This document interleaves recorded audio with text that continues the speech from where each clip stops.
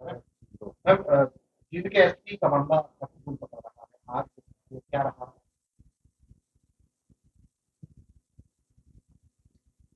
आज हमने इस केस के संदर्भ में एसपी जींद को तलब किया था फरीदाबाद वाले अपने कार्यालय में। वो पहुंचे और उनसे मतलब गहराई से कई विषयों पर बातचीत हुई। प्रश्न पहला सबसे हमारा ये था कि आपके ऊपर पिन पॉइंट क्यों हुआ?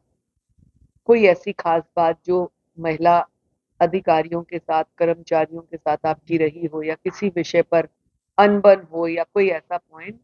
इन सब बातों को बताते हुए उन्होंने क्लियर किया कि पर्टिकुलर एक भी इस नाम की महिला से वो पर्सनली ना मिले हैं, ना उनकी फोन में कभी नंबर है।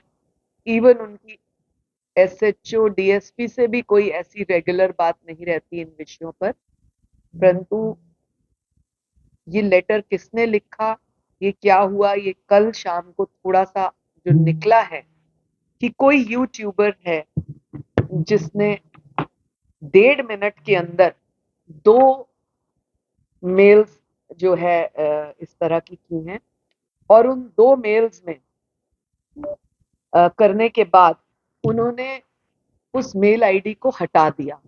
तो ये एक बहुत सोचने का विषय है कि ये कौन इस तरह से पुलिस के खिलाफ, पुलिस को इस्तेमाल करने की कार्रवाई कर रहा है।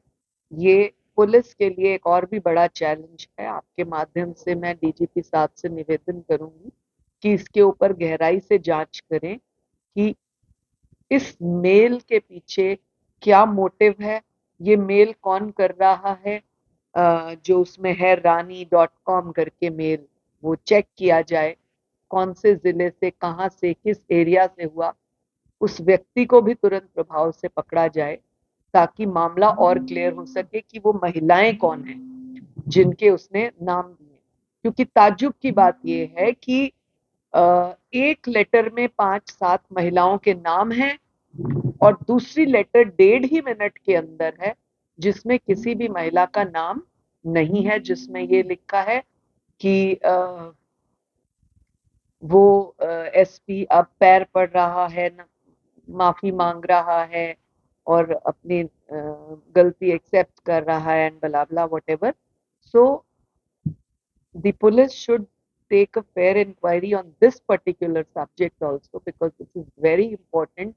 Who is that person who is mailing from a fake mail ID and closing the mail ID? Why he is doing this? वो किसके एंटी है? एसपी के एंटी है, महिला अधिकारियों के एंटी है, क्या मामला है? ये विषय जब सामने आएगा तो इससे पता लगेगा कि महिलाएं कौन हैं। और एक जो उन्होंने 5 अधिकारी अपनी महिलाओं के नाम बताए, जिसको मैं डिस्क्लोज नहीं करना चाहूंगी, हम उनको 7 नवंबर की डेट दे रहे हैं क्योंकि 4 दिन का त्योहार है। ये सब हो जाने के बाद 7 नवंबर की हम उनको फरीदाबाद की ही डेट देंगे। हम उनसे पूछताछ करेंगे कि उनका डिपार्टमेंट में ऐसी क्या बात थी, और वो अपने बयान दर्ज करें। हमें क्या उनका पर्सनल कुछ एसपी से जानकारी, कोई विषय, कोई नाराजगी, कोई खिलाफत, कुछ ऐसा था तो वो सामने आएगा।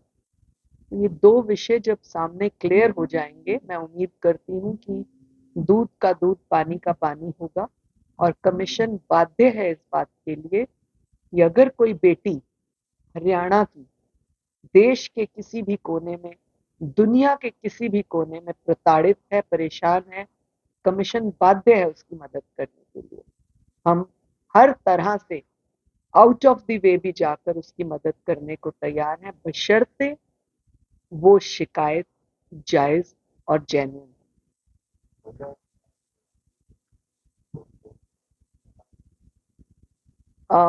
आस्था मोदी इस केस की आईओ हैं, जो कि एसपी फतेहाबाद हैं। उनसे मेरी अभी वीडियो कॉन्फ्रेंस हुई। उन्होंने मुझे बताया कि 40 महिलाओं की वो पूछताछ कर चुकी हैं अब तक। शाम तक कुछ अन्य महिलाओं की कर लेंगे, क्योंकि एसपी जिसके ऊपर ये एलिगेशन है, उन्होंने प्री इंक्वायरी छोड़ने की बात कह दी है कि किसी भी तरीके से, किसी भी एंगल से, किसी भी अधिकारी से, प्रदेश के या बिना किसी और प्रदेश के अधिकारी से आप कराना चाहें आप करा सकते हैं। मैं इसमें कोई कंप्लेन नहीं करूंगा। और इसलिए जो 19 महिलाएं पहले इंक्वायरी की गई, जिनसे पूछताछ की गई, जिनके सिमिलर नेम थे जो जींद में ट्रांसफर्ड हैं, उन्होंने मना किया। परंतु इस विषय को और बढ़ाते हुए, ट्रांसपेरेंसी लाते हुए आस्था मोदी ने एक अच्छा स्टेप उठाया है, जो टाइम कंज्यूमिंग तो है लेकिन तसल्ली बख्श रहेगा। 150 के करीब महिलाएं जींद में कार्यरत हैं पुलिस की। उन सभी 150 को बुलाकर वो पूछताछ कर रही है, चाहे उनका नाम उन 7 महिलाओं वाला है या नहीं।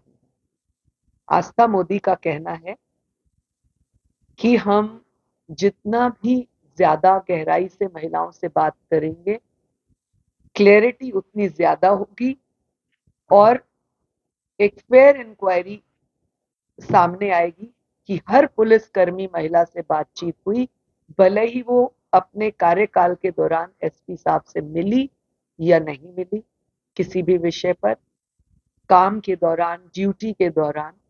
तो ऐसा करने से मुझे लगता है एक फेयर इन्वेस्टिगेशन सामने आएगी। आस्था मोदी को एक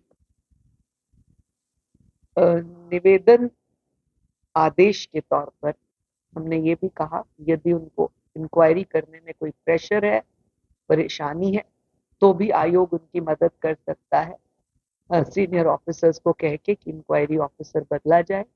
हमने एसपी से भी पूछा कि उनको अगर आस्था मोदी से कोई परेशानी, भय या फिर इंक्वायरी ना